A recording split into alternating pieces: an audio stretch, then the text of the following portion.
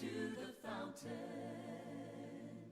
Dip your heart in the stream of life. Let the pain and the sorrow be washed away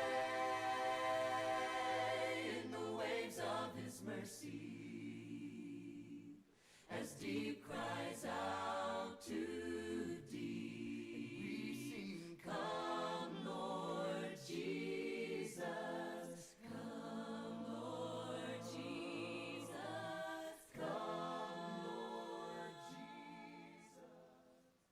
Hello, thank you for joining us for Jesus for Newbies. This is lesson 7. Having trouble getting my clicker in the right spot.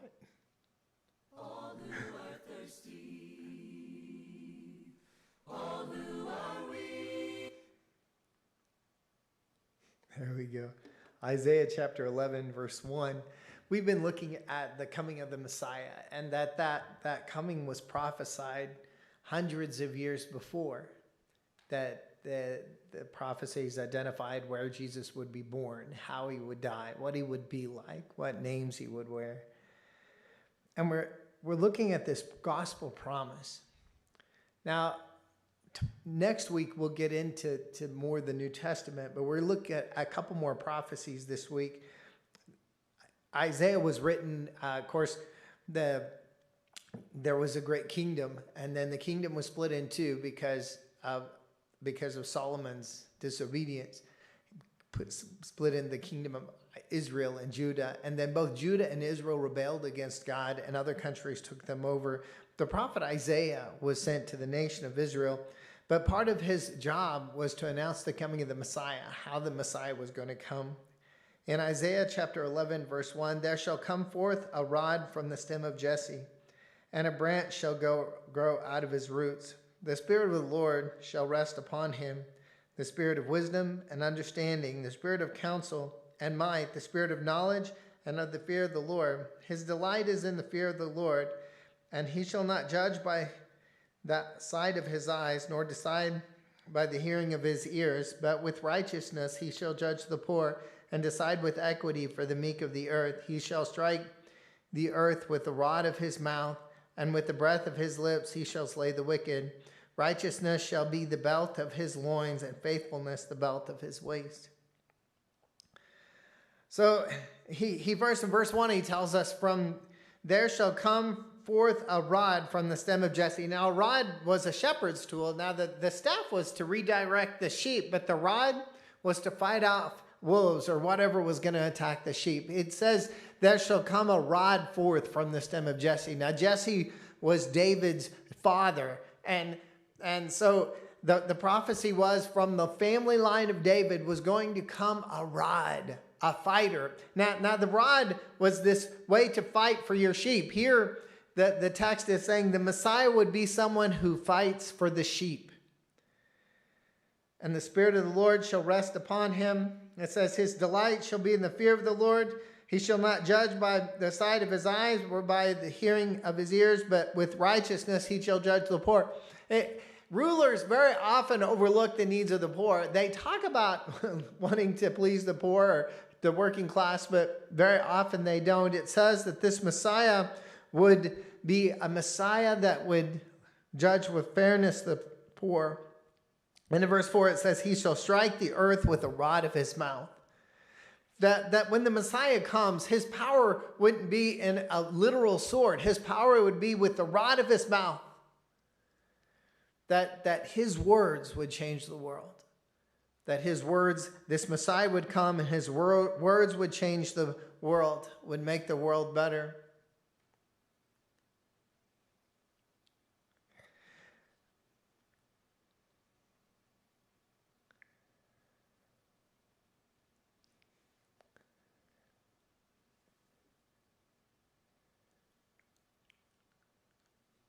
Let's look at verse 6. The wolf also shall dwell with the lamb. The leopard shall lie down with the young goat. The calf and the young lion and the fatling together, and a little child shall lead them. The cow and the bear shall graze. Their young ones shall lie down together, and the lion shall eat straw like the ox. The nursing child shall play by the cobra's hole, and the weaned child shall put his hand in the viper's den. They shall not hurt nor destroy in all my holy mountain, for the earth shall be full of the knowledge of the Lord as the waters cover the sea. He tells that this new king, remember the promise was this new king would come, and the new king would establish a kingdom made up of all kinds of different people. Now the kingdom, the prophecy here says the wolf shall dwell with the lamb. Now why is the wolf not safe with the lamb? Well, because it would eat it. Now the nation before, the nation of Israel and the nation of Judah was always attacked by their neighbors, and the Philistines, and of course the Babylonians and the Syrians. They were enemies of Israel. The new kingdom would be different because all these Philistines and all these people and all these different nations would come and be part of the new kingdom. When the Lord would establish his church, it wouldn't just be a church for Jewish people. It would be a church for all peoples. People that were an enemy before would not be an enemy. And he tells us, a little child shall lead them. The calf and the young lion and the fatling together, and a little child shall lead them. When the Messiah came, he would come as a child. He would be born as a child. And in Bethlehem, he was born. Let's go to Psalm 22.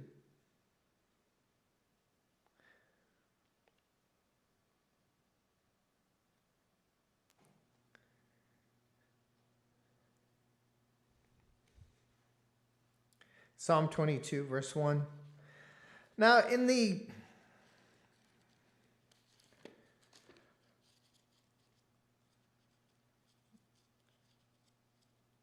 synagogue was a lot different than the church, but they did sing songs in the synagogue. And I want to point this out because when we're getting ready to look at Psalm 22, we're looking at an ancient psalm. And if you look at the markings, it says, verse before the text starts, to the chief musician, set to the deer of the dawn, a psalm of David. So you can see that this was a songbook. Now there's something amazing about a song that helps you remember. You probably all memorized your books of the Bible, Genesis, Exodus, Leviticus, Numbers, to a tune. Or Matthew, Mark, Luke, and John, Acts letter to the Romans. Or your ABCs, A, B, C, D, E, F, G. So you memorize things according to these songs. So songs are a wonderful mnemonic device. And David wrote this psalm talking about his own struggles. But as David was writing this song, God inspired him. The Holy Spirit came upon him and inspired him. And he started to write about the cross 900 years before it would happen. If we look at verse 1, it says, my God, why have you forsaken me? Why are you so far from helping me? And of course, when we think of the cross, we think of that dramatic point where Jesus was giving up his spirit, and he says in chapter 27, verse 46, Eli, Eli, lama sabachthani, that is, my God, why have you forsaken me? And you might ask a question, why would Jesus quote this from the cross? But at the time of the synagogue, there wasn't chapters in the Psalms. They would just go to the first line of the Psalm and they would read it, and that identified the Psalm. So we see that from the cross, Jesus was telling them to read Psalm 22. Instead of saying, read Psalm 22, he read the first line, my God, why have you forsaken me? They would immediately, having sang that song in synagogue, they would identify this with this psalm.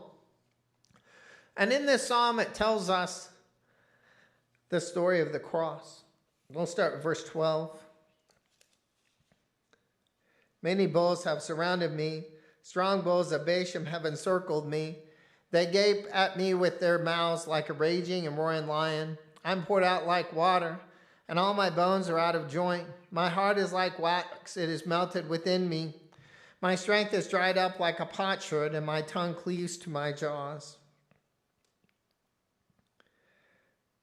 You have brought me to the dust of death.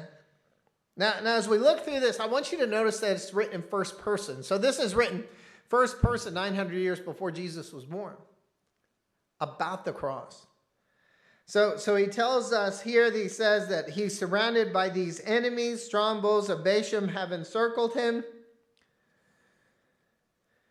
I'm poured out like water. Have you ever been so exhausted you couldn't even hold yourself up? He says, I'm poured out like water. He says, all my bones are out of joint. That the process of the cross was that they would pierce you.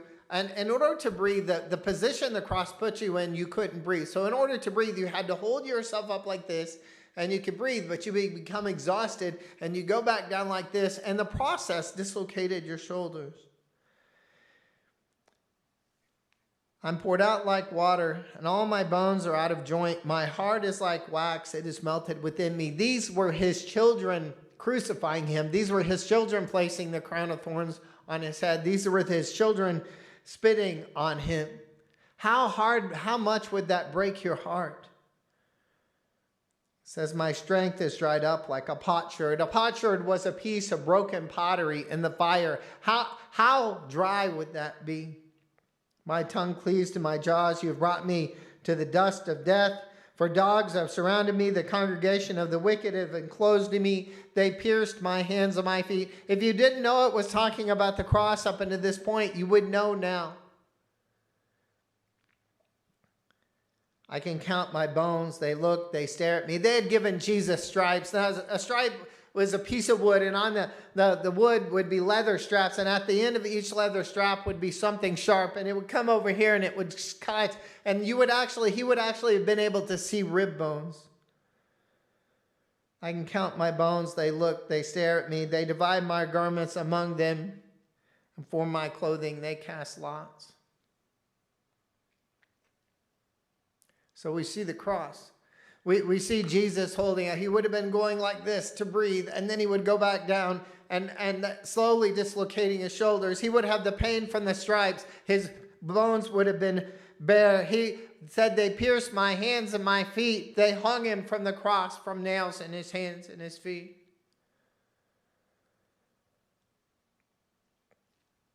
So we see the cross.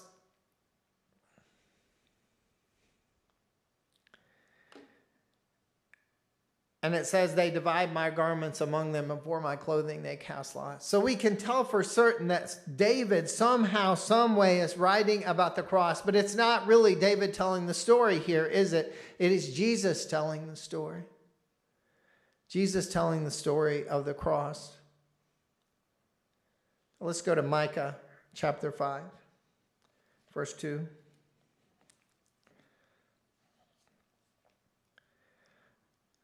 So the prophecy said that Jesus would be from the family line of David. David was from the city of Bethlehem. So here it says, but you, Bethlehem Ephrathah, though you are little among the thousands of Judah, yet out of you shall come forth to me the one to be the ruler in Israel, whose goings forth are from old, from everlasting. This is a surprise about the Messiah. This prophecy said the Messiah would be from old. The Messiah would be from everlasting. So this identifies that the Messiah wasn't just going to be an ordinary king or an ordinary prophet. Remember, Isaiah said he would be the mighty God, the everlasting Father, the Prince of Peace. The Messiah would be part of God come to the earth in the flesh.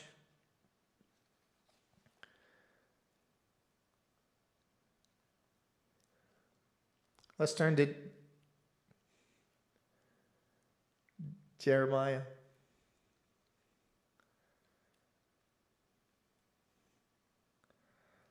Let's turn to Jeremiah chapter 31, verse 15.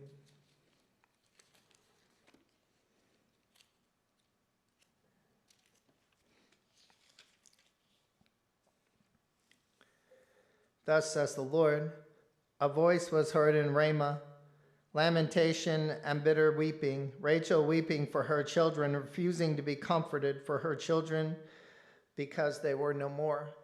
The prophecy said that when the Messiah was born, there would be an evil king try to hunt down and kill the Messiah. Satan, from the moment Jesus stepped foot on the earth, was trying to kill Jesus. Satan came forth, and Herod went to Bethlehem because he knew the Messiah was going to be born in Bethlehem, and he slew all the children, all the boys there. But the prophecies came true. The Messiah was born. I'm probably going to redo this because this was messed up from the beginning, but thank you for joining us for Jesus for Newbies Lesson 7. We'll have Lesson 8 next week.